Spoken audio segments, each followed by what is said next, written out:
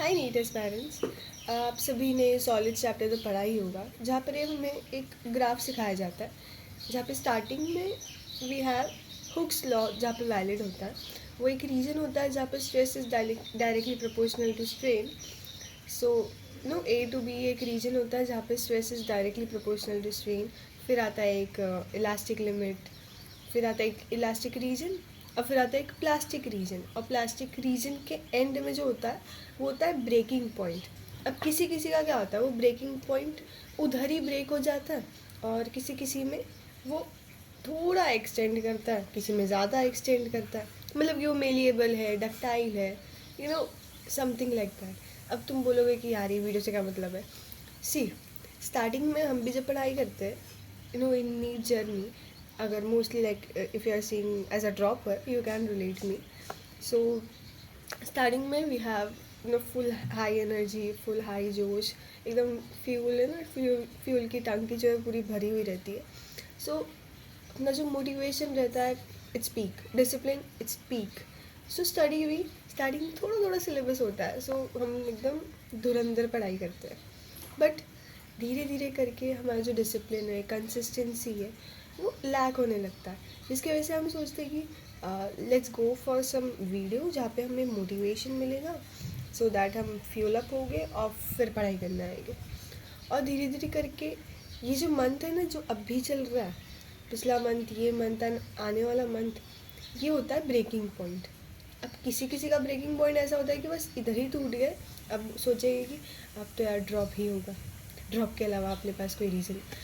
देख भाई, तू नेक्स्ट ड्रॉप ईयर में भी ये सेम हरकत करने वाला है, please trust me, okay.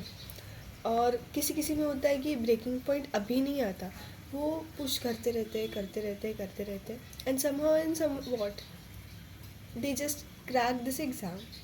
So this is the ultimate code you are finding for this exam, like कैसे क्रैक करें।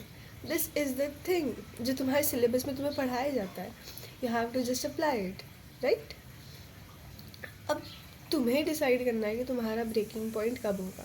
क्या तुम्हें ग्लास की तरह ब्रिटल होना है कि बस स्ट्रेस एक पॉइंट तक हुआ, मैं झेल नहीं पाया, एंड बट तुम्हें गोल्ड की तरह बनना है, जहाँ पर it's so ductile, it's so malleable.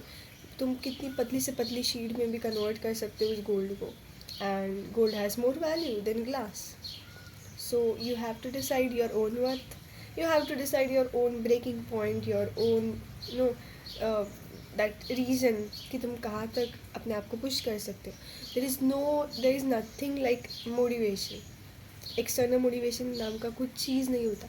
It's okay, like I can understand कि तुम ठीक है, तुम्हें हफ्ते में एक आध बार कुछ तो चाहिए रिवॉर्डिंग, या फिर यू नो कुछ तो चाहिए, बट इस बात पे तुम इस नाम पे तुम हर रोज़ बस डोपामिन हिट लिए जा रहे हो और कुछ नहीं कर रहे हो।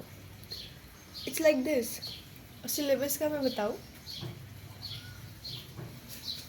मुझे अपना प्रिपरेशन स्टार्ट करके कितना मंथ हो गया, जैन स्टार्ट किया, जैन फेब 2 मंथ हो गया, मेरा अभी भी इतना सिलेबस बाकी है।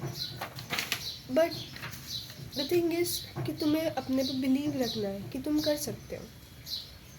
If you believe in yourself, then तुम्हें एक्सटर्नल मोटिवेशन की ज़रूरत नहीं पड़ती। काश वो बंदा मुझ पर बिलीव रखता, काश उसने मुझ पर भरोसा रखा होता, आज उसने मुझे ये नहीं बोला होता। सुनो, ठीक है, सुनो सबकी, करो मन की, ये बात है। तो तुम्हें अगर अभी भी लगता है कि तुम ये कर लोगे, और कोई अगर ये सोच रहा है ना कि मैं ड्रॉप लूँगा और 2027 में कुछ चमत्कार हो जाएगा, नहीं होगा भाई, नहीं होगा। जो करना है अभी करना है। बाकी मेरा एक ही एडवाइस है कि just keep going, keep hustling, and अभी बहुत सारे उगते हुए यूट्यूबर्स आएंगे, व्लॉगर्स आएंगे, जहाँ पे तुम्हें उन मतलब ठीक है, अभी देख रहे हो नहीं देख रहे हो, it's your own decision, but एक पर्सनल एडवाइस है कि अगर वो कुछ फॉलो कर रहे हैं तो उन्हें करने दो। तुम इम्प्लीमेंट खुद पे मत करो, उनके बेस पे खुद को चेंज, खुद का जो रूटीन है, खुद का टाइम टेबल है, उसे चेंज मत करो, right. So yeah, bye, keep hustling, keep grinding, and you can do it dude, you can do it. I believe in yourself, I am proud of yourself. Okay.